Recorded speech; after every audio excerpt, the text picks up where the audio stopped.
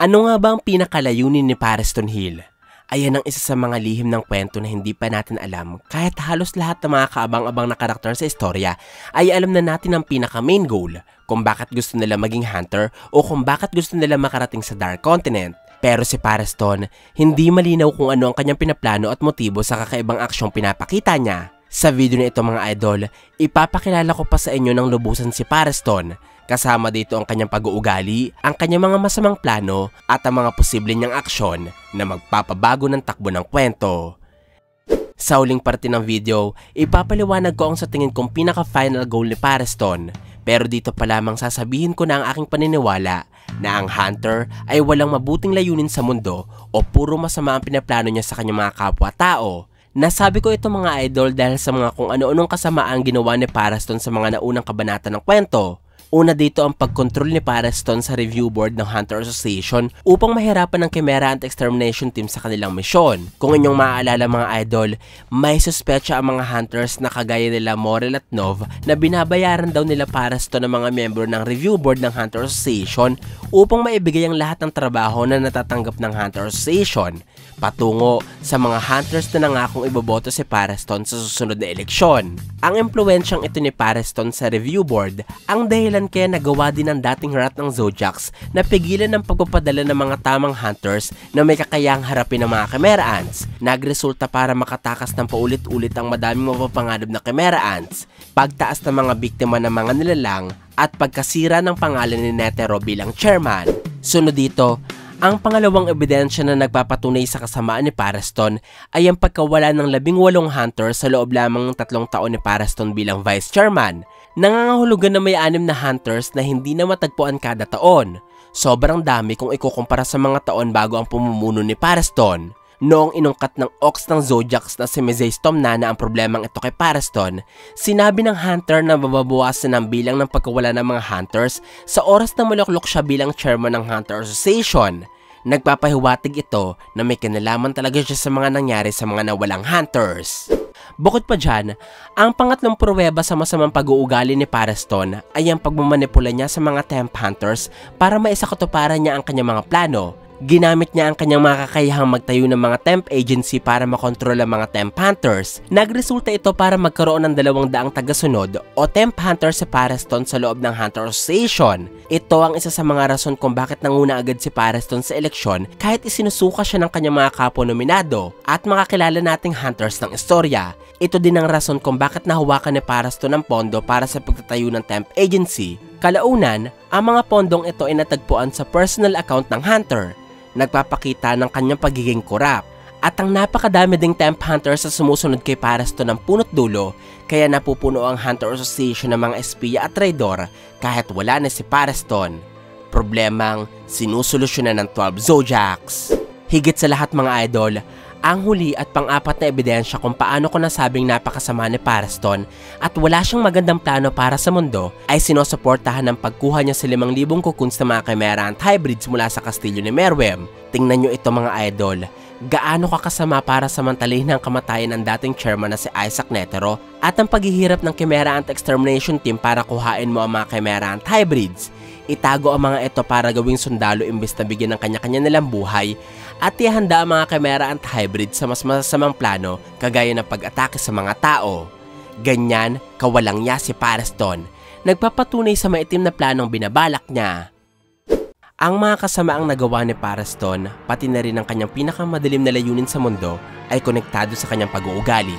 Ayon sa Hunter, ang mga pangkaraniwang tao ay nakakaramdam ng kaligayahan kapag nagmamahal sila at minamahal sila pabalik. Pero si Pareston, nakakaramdam siya ng kasiyahan kapag kinamumuhian siya ng iba. Dahilan para mas tumindi ang kagustuhan niyang saktan, pati na rin ang mga taong gusto niya. Ito ang nagpapaliwanag mga idol kung bakit kahit gusto niya si Isaac Netero, gumagawa siya ng paraan upang sirain ang dating chairman. Ito din ang rason kaya kahit mahalaga kay Pareston ng Hunter Association, pinaplano niya pa ding wasakin ito kung kinakailangan sa kanyang mga plano. At ang matinding kagustuhan ni Pareston na wasakin ng mga bagay na mahal niya ang pwedeng dahilan kung bakit niya gagawin ang sa tingin kong masamang plano na kanyang binabalak. Ito ang pagwasak sa sangkatauhan gamit ang paglalakbay na gagawin nila sa Dark Continent. Sa tingin ko mga idol, pinaplano ng walang yang si Pareston na sabotahihin ang Beyond Expedition team sa oras na naabutan nila ang pakay nila sa Dark Continent. Matatandaan na sinabi ko sa inyo na nabanggit na sa kwento ang rutang tatahakin ng Black Whale. Ito ang itaas na parte ng silangan ng Dark Continent, ang lugar kung saan matatagpuan ang herb for all illnesses. Plano ng Hunter Association na pumunuan ng paglalakbay. Pero wag natin kakalimutan na humigit kumulang 50 taon ang pinaghandaan ni Beyond ng ekspedisyong ito. Kaya sigurado na magagawa niyang maagaw ang pamumuno ng barko mula sa Hunter Association. Sa puntong ito, papasok sila Jing at Pareston kasama ang Beyond Expedition team upang umpisahan ang paglalayag diretso sa Dark Continent. Kasama ang kanilang leader na si Beyond at ang mga hunters ng Hunter Association. Siguradong dahil sa lakas ng kanilang puwersa, magtatagumpay sila sa misyon at magagawa nilang matagpuan ang herb for all illnesses. Pero dahil nga kasama nila si Pareston at dahil sa walang katulad niyang kademonyuhan, tiyak na gagawa si Pareston ng paraan upang sirain ang ekspedisyon. Nasabi kong ito ang kanyang gagawin dahil ito ang pinakaperpektong paraan upang wasakin niya ang lahat ng mga bagay na gusto niya. Interesado si Pareston kay Beyond, kaya posibleng ito ang napili niyang bagong laruan. Si Pareston ang tumatayo bilang ikalawa sa grupo, katulad ng pagkasilbi niya noon bilang vice chairman sa ama ni Beyond na si Isaac Netero. Kung sisirain ni Pareston ang ekspedisyong sinamahan niya, siguradong ang unang taong manggagaliitis sa kanya ay walang iba kundi ang pinuno ng paglalakbay na si Beyond Netero. Pangyayaring tiyak na inaasam-asam ni Pareston. Bukod kay Beyond ay ang mga hunters ng Hunter Association. Kabilang dito ang 12 Zodiacs at ang ating mga bida. Sobrang nasisiyahan si Pareston gawing laruan ng mga hunters gaya nila Chidel, Mezaistom at Botobay. Nakuha din ni Kurapika ang pansin niya at maging si Leorio ay kinututuwaan ni Pareston. Kaya tiyak na makokompleto ang kaligayahan ng hunter sa oras na pinaiyak niya ang mga hunters na aking nabanggit.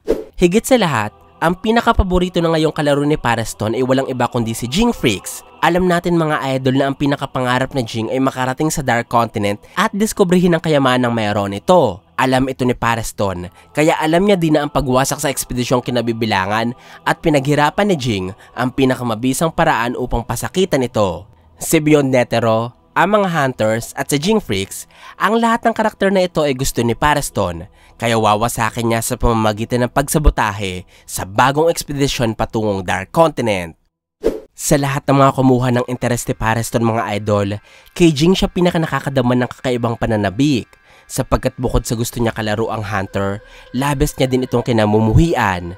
Ayon kay Pareston, ngayon lamang siya nakadama ng galit sa isang tao sa buong buhay niya, pero matagal na niya itong hinihintay dahil gusto niyang malaman kung ano ang kaya niyang gawin para sa mga taong kinamumuhian niya. At ito nga ay walang iba kundi si Jing. Sobrang nakakatakot ang linyang ito mga idol dahil ito ang nagsasabi sa atin na lahat ng mga susunod na aksyon ni Pareston ay gagawin niya na mayroong paghahangad na parusahan si Jing. Maaaring hindi lamang niya wawasakin ang pangarap nito na makarating sa Dark Continent. Plano din ni Pareston na gawa ng masama ang mga taong mahahalaga kay Jing. Pwedeng binabalak ni Pareston na dispatchahin ng ilan sa mga miyembro ng Beyond Expedition team na napalapit kay Jing. Halimbawa dito si Curly, isang propesor na eksperto sa iba't ibang lingwahe, kakayahang pinagkadalobhasaan din ni Jing kaya nagkasundo sila. Naging malapit din sa hunter si Usamen, isang master sa larong P-play kung saan din magaling si Jing kaya naging malapit si Usamen sa hunter at pinagtanggol pa siya nito sa kanyang mga kasama. Bukod sa kanila ay ang lalaking may dilaw na buhok na unang tumanggap ng kabayaran ni Jing para maging number 2 sa grupo. Sinabi ng lalaki na susundan niya si Jing kahit saan ito pumunta at handa siyang mamatay para dito. Nangako si Jing na hindi niya hahayaan itong mangyari. Ang mga miyembrong ito ng Beyond Expedition Team ay may connection kay Jing at siguradong habang magkakasama sila, may iba pang miyembro na magiging malapit sa hunter, relasyong sasamantalahin ni Pareston. Bukod dito, ang isa pa sa mga karakter na tatargetin ni Pareston para saktan si Jing ay walang iba kundi ang mga kaibigan nito kagaya ni Kite. Ang hunter mga idol ay nabubuhay na bilang isang Chimera Ant at sinabi ko din sa inyo ang aking teorya noon na si Kite ang bagong hari ng Chimera Ants. Ang pagiging kabilang ng hunter sa lahi ng mga langgam ay maaaring gamitin ni Pareston upang ipahamak si Kite kasabay ng pagpapasakit nito kay Jing. Hawak ni Pareston ng 5,000 Chimera Ant hybrids. At alam ni Jing na gagamitin ito ni Pareston upang mabago ang regulasyon ng mundo sa mga nilalang na nagbula sa Dark Continent. Ibig sabihin mga idol, may posibilidad na gagawing armas ni Pares to ng 5,000 Chimera Ant hybrids upang tuluyang mapasama ang tingin ng mundo sa mga Chimera Ants. Magre-resulta para mapalaya sa ligtas na mundo sila kahit o di kaya ay magkaroon ng kautusan ng pinuno ng malalaking bansa na lipulin ang lahing kinabibilangan na ng Hunter. Ang pangyayaring ito ay tiyak na magbibigay ng malaking problema kay Jing dahil bukod sa malapit siya sa mga magical beast, may pagpapahalaga din sa kanya ang estudyanteng si Kite. Higit sa kanila, ang karakter na sa tingin kong gagawa ng masama ni Pares upang wasakin ang kalooban ni Jing ay walang iba kundi ang pinakamahalagang tao para sa Hunter. Ito ang kanyang anak na si Gonfrix. Sa tingin ko mga idol, bilang interesado si Pares na malaman kung ano ang kaya niyang gawin sa mga taong kinamumuhian niya katulad ni Jing, gagawa siya ng paraan upang saktan si Gon. Sobrang nakakabahala nito dahil kahit talentadong bata ang ating bida, hindi niya magagamit ang kanyang kakayahan sa Nen at tiyak na wala siyang laban sa mga taong may kakayahan sa paggamit ng kapangyarihan. Ang kwento na mismo mga idol na nagsabi na si Pareston ay kapareho nila Jingfrix at Isaac Netero. Pare-pareho silang magaling sa paggamit ng Nen, matalino sa pagkuplano at mahilig sa paglalaro habang walang pakialam kung mananalo sila o matatalo. Ang pagkakaiba lamang ay ang kanilang mga sarili-sariling layunin. Si Isaac Netero ay gustong subukan ng kanyang lakas na hinubog ng panahon kaya pinili niyang kalabanan ng hari ng mga Chimera Ants. Si Jingfrix naman ay gustong makuha ang mga bagay na hindi pa niya nakukuha, kabilang dito ang pagpunta sa Dark Continent. At si Pareston, ano ang pinakalayunin niya? Ito ay ang wasakin ng pagkatao, pangarap at layunin ng iba upang makuha niya ang pagkamuhing inaasam-asam niya sa kanyang buhay. Ito po ang aking paliwanag sa layunin ni Pareston Hill. Sana po ay nagustuhan nyo ang aking paliwanag. Kung meron pa po kayong tanong at gustong idagdag ay huwag po kayong mahihiyang magkomento sa ibaba. At kung gusto nyo rin naman ng iba pang kwento ng anime ay isearch nyo lamang ang JETV sa inyong mga social media accounts sa gaya ng YouTube at Facebook. Maraming salamat po sa inyong walang sawang suporta. Ako po si JE. Hanggang sa muli!